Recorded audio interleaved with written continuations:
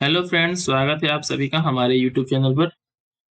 जैसा कि आप सभी को पता है कि हमने इस वीडियो में मॉडर्न हिस्ट्री का अपेंडिक्स को कवर कर रहे हैं, जिसकी ऑलरेडी दो वीडियो हमने अपने चैनल पे अपलोड कर रखा है। ये सीरीज की तीसरी वीडियो है जिसमें हम जो है कि हिस्टोरिकल एक्ट्स को देखने वाले हैं। जितने भी हिस्टोरिकल एक्ट्स है जो ब्रिटिश के टाइम पे आ रखे थे, ठीक है, उन जैसे कि 1773 का एक्ट, पिट्स इंडिया एक्ट, या और भी जितने भी चार्टर एक्ट्स वगैरह थे, उन सभी एक्ट्स को हम जो है कि इस वीडियो में कवर करने का प्रयास करेंगे। तो चलिए वीडियो को शुरू करते हैं। इसमें पहला क्या, हमारा पहला है रेगुलेटिंग एक्ट ऑफ 1773। आप सभी को पता है कि ये बहुत ही इंपॉर्टेंट एक्ट है और इससे पेपर में क्वेश्चंस पूछे जाने के चांसेस ज्यादा होते हैं। तो हम रेगुलेटिंग एक्ट ऑफ 1773 को देख लेते हैं। इसमें क्या था, इसमें प्रोविजन था कि जो गवर्नर ऑफ डिफरेंट टाइप के होते थे, बंगाल हो गया, मद्रास, इन सभी को हटा के जो है कि गवर्नर ऑफ बंगाल को सुपीरियर कर दिया गया सबसे, और इसको जो है कि गवर्नर ऑफ बंगाल क्या कर दिया गया, गवर्नर जनरल ऑफ बंगाल घोषित कर दिया गया। ठीक है, मतलब कि ये तीनों लोग से सुपीरियर हो गए। और पहला ऐसा गवर्नर कौन था, इनका नाम था वैरेन हेस्टिंग। वैरेन हेस्टिंग था, मैंने ऑलरेडी आपको ऊपर बताया वैरेन हेस्टिंग के टाइम से कि वैरेन हेस्टिंग जो थे first governor general of Bengal थे। और इनके जो है कि पावर को मुंबई और मद्रास के जो गवर्नर थे उनसे ज्यादा कर दिया गया, इंक्रीज कर दिया गया। ठीक है, अब इसमें नेक्स्ट क्या था, प्रोविजन रेगुलेटिंग एक्ट ऑफ 1773 में कि system of hierarchy in the politico military affairs regarding provinces created, इस चीज को क्रिएट किया गया। साथ ही साथ में जो है कि executive council of governor general था, ठीक है, एज एस्टेब्लिश। इसमें जो कि executive council of governor general establish किया गया। और नो सेपरेट लेजिस्लेटिव काउंसिल, किसी तरीके का कोई सेपरेट लेजिस्लेटिव काउंसिल नहीं होता था। इसमें इसका मतलब क्या था, as date governor general plus council of four in Bengal, decision by majority. ठीक है, जो भी डिसीजन लेने होते थे वो गवर्नर जनरल प्लस चार लोगों की काउंसिल होती थी, जिसको एग्जीक्यूटिव काउंसिल बोलते थे। ये लोग ही मेजोरिटी की बेस पे, ठीक है, मेजोरिटी की बेस पे डिसीजन लेते थे। इसके साथ ही साथ जो है Supreme Court at Fort William at Kolkata को एस्टेब्लिश किया गया। Supreme Court at Fort William Kolkata में 1774 में 1773 एक्ट के अंदर ही एस्टेब्लिश किया गया था।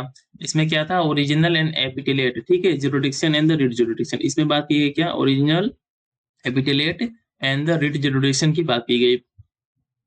इसके साथ साथ देख लेते हैं नेक्स्ट, इसमें क्या था, हमारा court of directors. Court of director को एस्टेब्लिश किया गया कि इस एक्ट के अंदर 1773 के एक्ट के अंदर। इसमें क्या था, governing body of the company, जो कि एक तरीके का गवर्निंग बॉडी थी कंपनी की, शुड रिपोर्ट इट्स रेवेन्यू, इसके रेवेन्यू को रिपोर्ट करती थी। ठीक है, ये इसमें और क्या था, इसमें prohibited company servant from engaging in any private trade और एक्सेप्टिंग ब्राइब फ्रॉम नेटिव। ठीक है, 1773 के एक्ट में एक ये प्रोविजन था कि किसी भी प्रकार की प्राइवेट ट्रेड में कंपनी के लोग पार्टिसिपेट नहीं कर सकते थे, और ना ही किसी तरीके का कोई घूस वगैरह नेटिव्स लोग से ले सकते थे। और ये वाला जो है ना, ये जो एफ नंबर का है, ये ऑलरेडी हमारे कई बार पेपर में स्टेटमेंट पे वगैरह में पूछा जा चुका है, तो ये इंपॉर्टेंट है एक, आप इसको अच्छे से देख लीजिएगा। नेक्स्ट जो है कि सिग्निफिकेंट एक्ट था ब्रिटिश टाइम में, क्या था हमारा, पीट्स इंडिया एक्ट, जो कि 1784 का था। ठीक है, पीट्स इंडिया एक्ट 1784 का नेक्स्ट सिग्निफिकेंट एक्ट था ब्रिटिश टाइम में। इसमें क्या था, separated commercial and the political function of the company. इसमें जो है कि जो भी कॉमर्शियल फंक्शन था और उसके साथ में पॉलिटिकल फंक्शन था कंपनी का, इन दोनों को सेपरेट कर दिया गया। इसमें क्या था, ड्यूअल सिस्टम ऑफ कंट्रोल, दो तरीके के सिस्टम कंट्रोल के लिए सिस्टम को एस्टेब्लिश किया गया। पहला क्या था, British government was given supreme control over the company. ठीक है, ब्रिटिश गवर्नमेंट को सुप्रीम कंट्रोल दे दिया गया कंपनी के ऊपर and it's administration in India. इसके थ्रू किस तरीके का ड्यूअल सिस्टम एस्टेब्लिश किया गया, पहला था कोर्ट ऑफ डायरेक्टर्स का, ठीक है, जिसका स्ट्रेंथ कितना था, 60 था। नंबर्स इंपॉर्टेंट है, ठीक है, नंबर्स इंपॉर्टेंट है। इसके थ्रू जो है कि court of directors dual system के अंदर में, जिसमें 60 स्ट्रेंथ था, जो कि उसके कमर्शियल अफेयर्स को देखता था। साथ ही साथ जो बोर्ड ऑफ कंट्रोल था, बोर्ड ऑफ कंट्रोल था जो कि पॉलिटिकल अफेयर्स को देखता था, जैसे कि सिविल हो गया, मिलिट्री हो गया, रेवेन्यू हो गया। ये दोनों इंपॉर्टेंट है, ठीक है, आपके पेपर में इस तरीके से पूछ सकता है कि जो dual system Pitt's India act 1784 के अंदर में स्टेब्लिश किया गया, इसमें कोर्ट ऑफ डायरेक्टर्स क्या करता था, तो क्या करता था, ये कमर्शियल अफेयर्स को देखता था। और साथ ही साथ में जो है कि बोर्ड ऑफ कंट्रोल था, ये क्या करता था, पॉलिटिकल अफेयर, जैसे कि सिविल हो गए, मिलिट्री हो गए और रेवेन्यू, इन सभी अफेयर्स को ये देखता था। इसके साथ ही साथ क्या किया गया, reduce strength of governor general council, जो गवर्नर जनरल की काउंसिल थी उसको रिड्यूस करके 3 मेंबर उसमें कर दिए गए। पहले पता था ना 4 थे उसमें, उसको रिड्यूस करके कितना कर दिया, 3 मेंबर्स कर दिया गया। और इसके साथ ही साथ क्या किया गया, इसमें placed Indian affairs under direct control of British government. इसमें जो भी इंडिया के अफेयर्स हैं वो डिफरेंट टाइप के, कॉमर्शियल हो गए या पॉलिटिकल हो गए, इसको ब्रिटिश गवर्नमेंट के कंट्रोल के अंदर में डायरेक्ट कर दिया गया। ठीक है, ये बहुत ही सिग्निफिकेंट इवेंट था। इसमें इस तरीके से ना ब्रिटिश जो ईस्ट इंडिया कंपनी थी उसके ऊपर गवर्नमेंट का, वहां का ब्रिटिश गवर्नमेंट का कंट्रोल स्थापित करने का प्रयास किया गया। कंपनी के जो भी टेरिटरीज थे ये देखिए, in India were called the British possession India. देख रहे हो ना किस तरीके से ब्रिटिश जो है कि वहां की ब्रिटिश गवर्नमेंट कंपनी के ऊपर जो है कि अपना प्रभाव स्थापित कर रही है। तो इसमें क्या एक सिग्निफिकेंट इवेंट था कि ब्रिटिश पोसेशन ऑफ इंडिया कहा गया। फिर जो है कि governor general establish in Bombay and Madras. ठीक है, मद्रास और बम्बई में जो है कि गवर्नर काउंसिल को एस्टेब्लिश किया गया, जिसमें जो है कि Bombay and the Madras made clearly subordinate, मतलब कि जो है कि बंगाल के अंदर कर दिया गया। कहा गया कि बंगाल ऊपर है, ठीक है, और इसके नीचे तुम लोग आओगे, मद्रास आएगा, और इसके साथ ही साथ जो है कि यहाँ पे बम्बे आएगा। ठीक है, ये बोला गया। इसके बाद से एक नेक्स्ट सिग्निफिकेंट इवेंट क्या था हमारा, नेक्स्ट सिग्निफिकेंट हमारा इवेंट था हमारा, इसके साथ साथ हम नेक्स्ट देख लेते हैं। नेक्स्ट हमारा क्या था, charter act of 1793। Charter act of 1793 को देख लेते हैं। इसमें क्या प्रोविजन थे, इसमें प्रोविजन था continue company trade monopoly over India for another 20 year. 20 years के लिए जो है कि ट्रेड पे जो भी नियंत्रण था कंपनी का उसको एक्सटेंड कर दिया गया। और साथ ही साथ में need royal royal approval for the appointments. जो भी अगर अपॉइंटमेंट्स हो गए कंपनी के थ्रू इंडिया में, उनमें जो है कि रॉयल का, वहां के ब्रिटिश गवर्नमेंट का या राजघराने का जो है कि परमिशन लेना पड़ेगा कि क्या करना है क्या नहीं करना है। तो एक ये देखते हो कि किस तरीके से मोनोपोली जो था ट्रेड पे या किसी चीज पे कंपनी का, उसको लिमिटेड करता गया ये जितने भी एक्ट आते गए। इसके बाद से नेक्स्ट हमारा जो इम्पोर्टेंट एक्ट आया था ये था charter act of 1813। Charter act of 1813 में क्या था, कॉन्टेक्स्ट क्या था इसमें, इसमें इसका लाने का पर्पस क्या था, पर्पस यह था कि Napoleon continental system in Europe, ठीक है, जिसके कारण ब्रिटिश मर्चेंट नीडेड मार्केट। ठीक है, Adam Smith free trade theory. इसके हुआ क्या कि जो है कि नेपोलियन का जो कॉन्टिनेंटल सिस्टम था यूरोप में, जिसके कारण जो है कि ब्रिटिश को मार्केट चाहिए था। तो मार्केट कहाँ था, जितने भी उनके कॉलोनीज थे कॉलोनीज में सबसे जो है कि अच्छा कॉलोनी कौन था, इंडिया था। और एडम स्मिथ की तो फ्री ट्रेड थ्योरी आई थी, ठीक है, इसको इम्प्लीमेंट करने के लिए इन्होंने चार्टर एक्ट ऑफ 1813 लाया। इसमें क्या क्या था, इसमें था कि company monopoly of the British state terminated.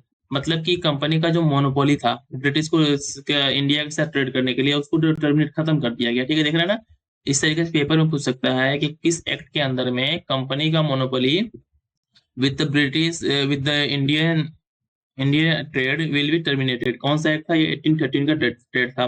Trade with India open to all सब ब्रिटिश सब्जेक्ट। देख रहे हैं जितने भी सब्जेक्ट हैं ब्रिटिश के, ठीक है, सबके लिए ओपन कर दिएगा ट्रेड को यहाँ पे।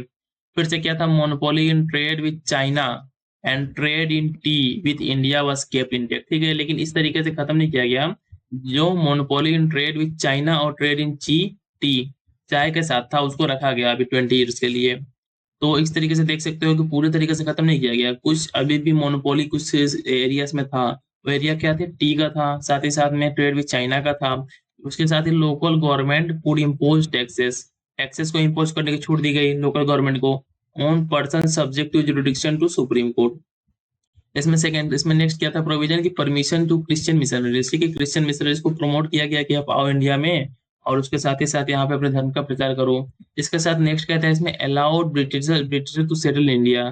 जो भी ब्रिटिशर्स थे उनको जो है कि ये किया गया, अलाउ किया गया कि आप आके इंडिया में सेटल हो सकते हैं। इसके साथ नेक्स्ट क्या था, provide finances for the promotion of knowledge of science in India. ठीक है, फर्स्ट टाइम जो है कि एजुकेशन को प्रमोट करने के लिए 1 लाख रुपए का प्रावधान था इस एक्ट के अंदर में। तो इस तरीके से पूछ सकता है आपके पेपर में कि कौन सा ऐसा एक्ट था जिसके अंदर ये प्रोविजन था कि इंडिया में एजुकेशन को प्रमोट करने के लिए 1 लाख रुपया दिया जाएगा। एक्ट कौन था हमारा, 1813 का एक्ट था, 1813 का एक्ट था। नेक्स्ट देख लेते हैं, नेक्स्ट क्या था, अनडाउटेड सॉवरेनिटी टू क्राउन। ठीक है, over procession of East India company. ठीक है, मतलब एक तरीके से क्राउन को जो है कि सुपीरियरिटी दे दिया गया ईस्ट इंडिया कंपनी के ऊपर। और इसमें क्या था, defining the constitutional provisions of British in India. ठीक है, इसमें जो कि कॉन्स्टिट्यूशन जो प्रोविजंस है उन सभी चीजों को इसमें डिफाइन किया गया। इसमें साथ ही क्या था, 10% dividend to shareholders. Shareholders के लिए 10% डिविडेंड रखा गया। ठीक है, तो ये सारे के सारे जो प्रोविजन थे जो एग्जाम पॉइंट ऑफ व्यू से मोस्ट इंपॉर्टेंट है, ये कितने के थे, चार्टर एक्ट ऑफ 1813 के थे। अब नेक्स्ट हमारा जो सिग्निफिकेंट हिस्टोरिकल एक्ट था ये था हमारा चार्टर एक्ट ऑफ 1833।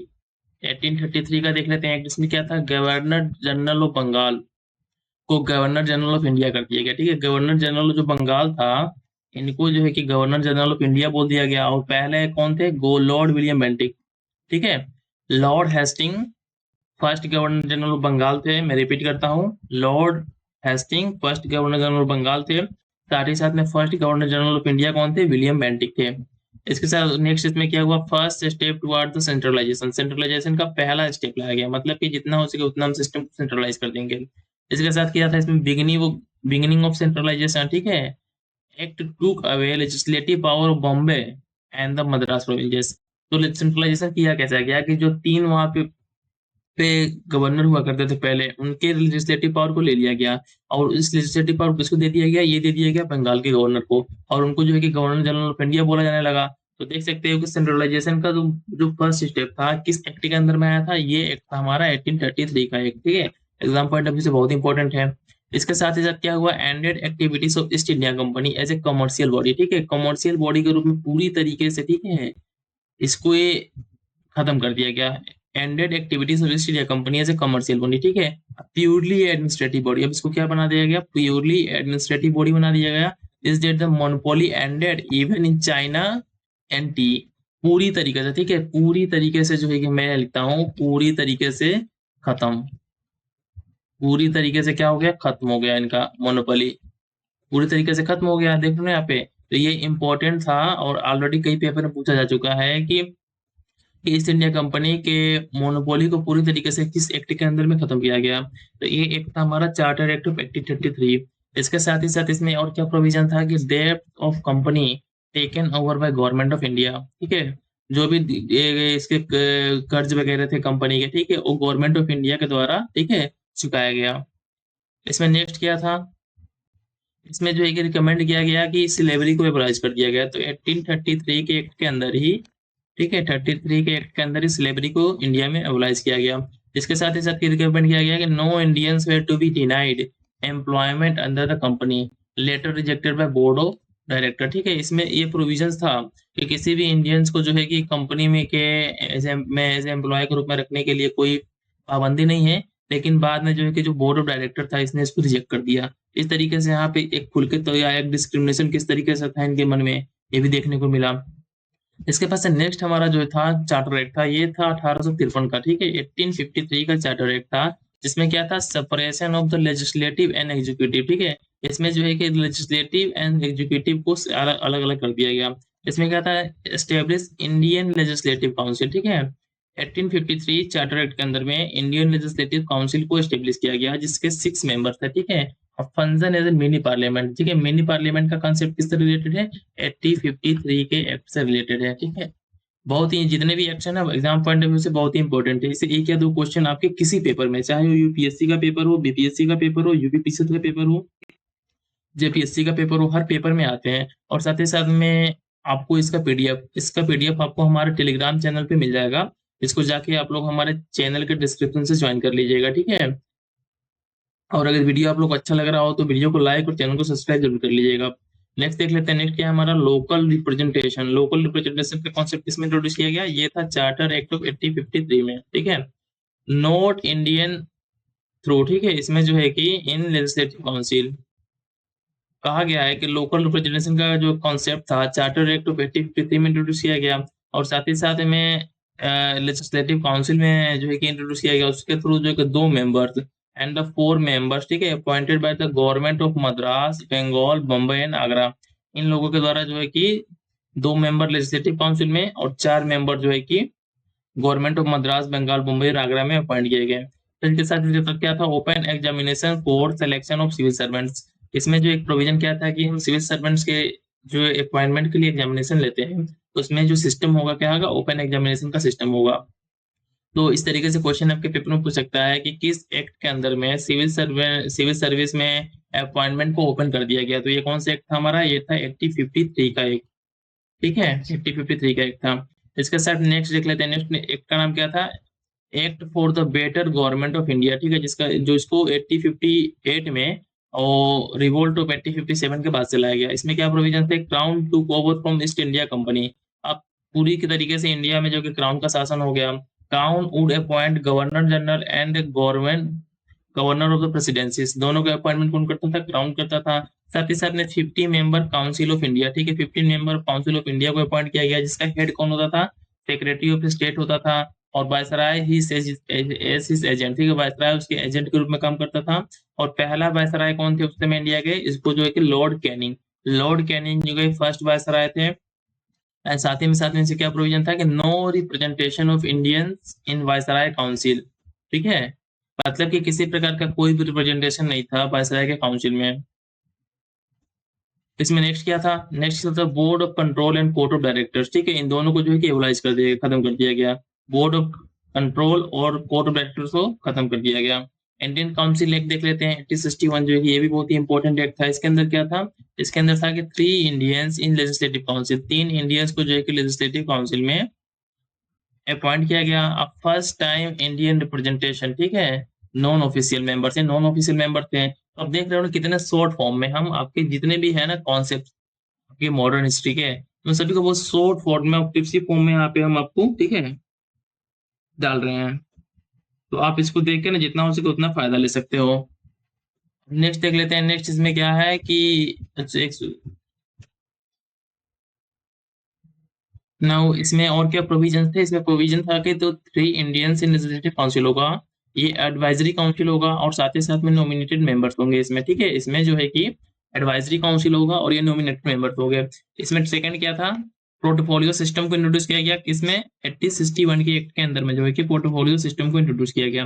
इसमें होता क्या था कि viceroy could issue ordinance, ordinance issue का पावर किसके पास था? वायसराय के पास था।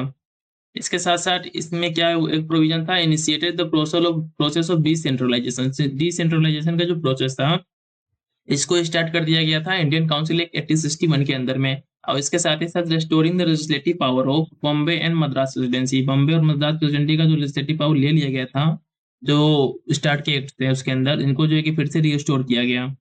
इसके साथ क्या था? इसमें can not ask question on budget, budget पे जो है कि क्वेश्चन पूछने का जो है कि अधिकार नहीं था। इसमें जो अब नेक्स्ट हमारा देख लेते हैं क्या है, Indian council act 1892, Indian council act 1892 को देख लेते हैं। इसमें क्या था? इंट्रोड्यूस इनडायरेक्ट इलेक्शन, ठीक है, इसमें इनडायरेक्ट इलेक्शन के कॉन्सेप्ट को इंट्रोड्यूस किया गया, और इसमें नॉमिनेशन भी होता था साथ ही साथ में।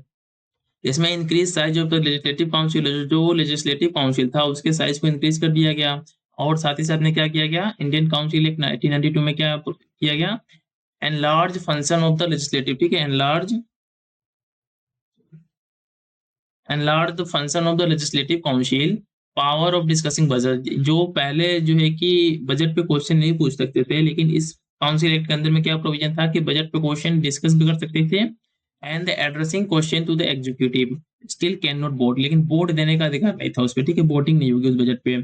नो सप्लीमेंट्री क्वेश्चन, किसी तरीके का सप्लीमेंट्री क्वेश्चन नहीं पूछ सकते थे। And can not discuss answer, answer को डिस्कस नहीं कर सकते थे। ये सारे प्रोविजन किसमें थे? इंडियन काउंसिल एक्ट 1892 के अंदर में थे। उसके बाद से नेक्स्ट हमारा जो है कि सिग्निफिकेंट हिस्टोरिकल एक्ट आया। इस एक्ट का नाम क्या था? इंडियन काउंसिल एक्ट 1909, ठीक है, 1909, जिसको जो कि मॉर्ले मिंटो रिफॉर्म भी बोलते हैं। मिंटो उस समय वायसराय थे, अब मोर्ले जो है कि सेक्रेटरी ऑफ स्टेट थे। इसमें क्या प्रोविजन था कि सेपरेट इलेक्ट्रोड्स की बात फर्स्ट टाइम किसमें की गई? ये फर्स्ट टाइम बात की गई थी इंडियन काउंसिल एक्ट 1909 में। On the basis of religion, religion के बेसिस पर मुस्लिम्स, कोर्सेज सिमिलर, ठीक है। इसमें जो है कि डिपुटेशन, जिसको सिमिलर डिपुटेशन का संबंध भी किससे है? सेपरेट इलेक्ट्रोड से है, जिसको मुस्लिम लीग ने ऑर्गेनाइज किया था। इसके साथ ही साथ इसमें नेक्स्ट देख लेते हैं क्या है, increase number of membership of centre and the provincial legislative council, जो कि इस तरीके से क्या था ना कि जो मेंबरशिप था सेंट्रल प्रोविंशियल में, ठीक है, इन दोनों में जो है कि इनको इंक्रीज कर दिया गया। फिर से डायरेक्ट इलेक्टेड मेंबर्स का कॉन्सेप्ट इंट्रोड्यूस किया गया, इसमें जो है कि लैंडलॉर्ड होते थे, ऑर्गेनाइजेशन होते थे और इंडस्ट्रीज होते थे। इसके साथ क्या था? इसमें Indians for the first time in viceroy executive council, जो वायसराय की एग्जीक्यूटिव काउंसिल थी उसमें जो है कि फर्स्ट टाइम जो है कि इंडियंस को लाया गया। और पहले ऐसे कौन से मेंबर थे? पहले मेंबर थे सत्येंद्र प्रसाद सिन्हा। सत्येंद्र प्रसाद सिन्हा जो है कि पहले इंडियन थे जो कि वायसराय के एग्जीक्यूटिव काउंसिल में एज ए लॉन्ग मेंबर अपॉइंट हुए थे। इसके बाद से नेक्स्ट हमारा क्या था इंपॉर्टेंट एक्ट? ये था हमारा गवर्नमेंट ऑफ इंडिया एक्ट 1990, ठीक है, इसको क्या बोलते हैं? Montagu चेल्मफोर्ड reforms. सेंसफॉर्म जो थे वहां पे वो वायसराय थे। इसमें क्या था? सेंट्रल सब्जेक्ट जो है कि था उसको डिमार्केट कर दिया गया फ्रॉम द प्रोविंशियल सब्जेक्ट, मतलब कि सेंट्रल का सब्जेक्ट क्या होगा और प्रोविंशियल का सब्जेक्ट क्या होगा, दोनों को अलग अलग कर दिया गया। इसके साथ इसमें प्रोविंशियल डायरेक्टरी को इंट्रोड्यूस किया गया, ठीक है, जिसको कि ड्यूअल गवर्नेंस इन प्रोविंशियल सब्जेक्ट्स, ठीक है, जिसको जो है कि ड्यूअल गवर्नेंस इन प्रोविंशियल सब्जेक्ट के नाम से जाना जाता है। इसमें क्या क्या था, पहला सब क्या था, ट्रांसफर सब्जेक्ट थे, ठीक है, ये बहुत ही इंपॉर्टेंट है कि इससे पेपर में क्वेश्चन आते ही आते हैं, ठीक है, कभी ना कभी हमेशा पूछ देता है। तो ट्रांसफर सब्जेक्ट थे, इसमें क्या क्या था कि इलेक्टेड लेजिस्लेटिव काउंसिल होगा, जिसमें 70% मेंबर जो है कि इलेक्टेड होंगे इसमें ट्रांसफर सब्जेक्ट में, ठीक है। इसके साथ साथ क्या था, दूसरा रिजर्व सब सब्जेक्ट था, इसमें क्या था, directly under the governor and executive council, जो गवर्नर थे हमारे, ठीक है, और एग्जीक्यूटिव काउंसिल थे, इनके डायरेक्ट कंट्रोल में था। No responsibility of the legislative council, किसी तरीके की कोई रिस्पॉन्सिबिलिटी नहीं थी लेजिस्लेटिव काउंसिल की।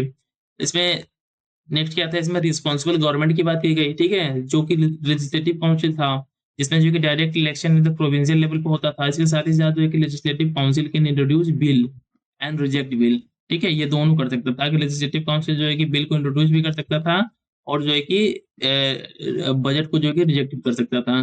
But governor can veto, but लेकिन जो कि गवर्नर को स्पेशल की पावर क्या दिया गया कि वो इस पे वीटो भी लगा सकता था। जो सेंट्रल को बाई कैमरल किया गया, मतलब सेंट्रल को में क्या था, बाई कैमरलिज्म था। इसमें क्या था, पहला लेजिस्लेटिव असेंबली था, सेकंड क्या था, लेजिस्लेटिव काउंसिल था। लेजिस्लेटिव असेंबली में 140 मेंबर थे, और लेजिस्लेटिव काउंसिल में 60 मेंबर थे, ठीक है। और majority member chosen by the direct election, मतलब कि डायरेक्ट इलेक्शन के थ्रू ही आते थे मैक्सिमम मेंबर्स। इसमें क्या था, नेक्स्ट इसमें can vote on some parts of the budget, budget के कुछ पार्ट्स में जो है कि वोटेबल था। इसमें नेक्स्ट प्रोविजन क्या था, सेपरेट इलेक्ट्रोड्स की बात की गई, किसके लिए, सिख्स के लिए, इंडियन क्रिश्चियंस के लिए, एंग्लो इंडियंस के लिए, यूरोपियंस के लिए। मतलब जो पहले सेपरेट इलेक्ट्रोड्स की बात की जाती थी, उसके दायरे को बढ़ा दिया गया। Some women could vote for the first time, women को फर्स्ट टाइम जो है कि वोटिंग का अधिकार किसके अंदर दिया गया, 1919 के जो है कि 1919 का जो एक्ट था उसके अंदर में दिया गया। Provinces are given option whether to allow women और नॉट, ठीक है, ये पावर किसके पास था, प्रोविंसेस के पास था।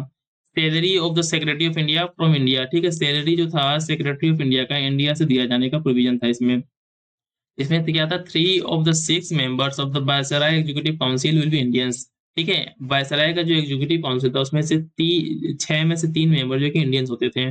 इसके साथ साथ कि पब्लिक सर्विस कमीशन को एस्टेब्लिश करने की बात हुई इस एक्ट के अंदर फर्स्ट टाइम, ठीक है, फर्स्ट टाइम जो है कि पब्लिक सर्विस कमीशन को एस्टेब्लिश करने की बात इसके अंदर में हुई थी, इंडियन काउंसिल एक्ट जो है कि 1919 के अंदर में, ठीक है। इसके साथ क्या था, provided for 120 members of the chamber of princess, chamber of princess जिसमें जो कि 120 मेंबर होते थे, उसको एस्टेब्लिश करने की का बात किसमें हुआ, 1919 के एक्ट में हुआ। इसमें क्या था, to advise Raj on the all matters relating to state and the relationship with the paramount power, ठीक है। इसमें प्रिंसेस होते थे डिफरेंट प्रिंसली स्टेट्स के।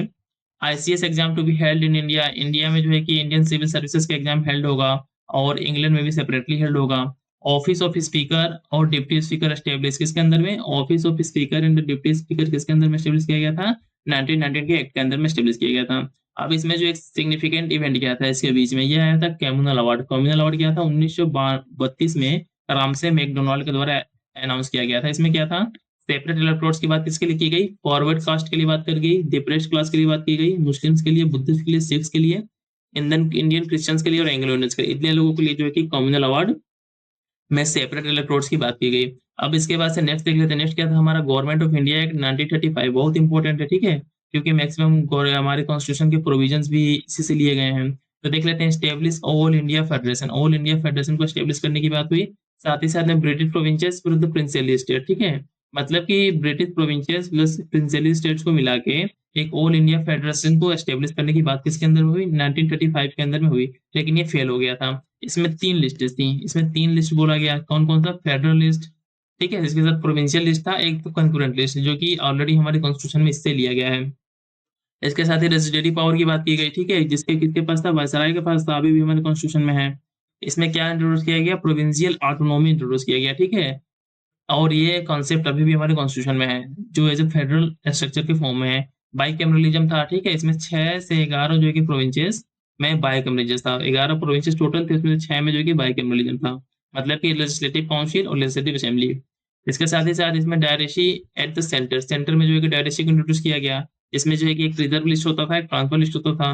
रिजर्व लिस्ट में जो है कि सीधे गवर्नर के पास पावर होता था, और ट्रांसफर लिस्ट में होता क्या था कि advice of the council of ministers, इनके एडवाइस के थ्रू जो है कि गवर्नर डिसीजन लेता था। इसके साथ ही साथ क्या है, बाई कैमरलिज्म सेंटर, सेंटर में जो है, सेंटर में जो है कि बाई कैमरलिज्म को इंट्रोड्यूस किया गया।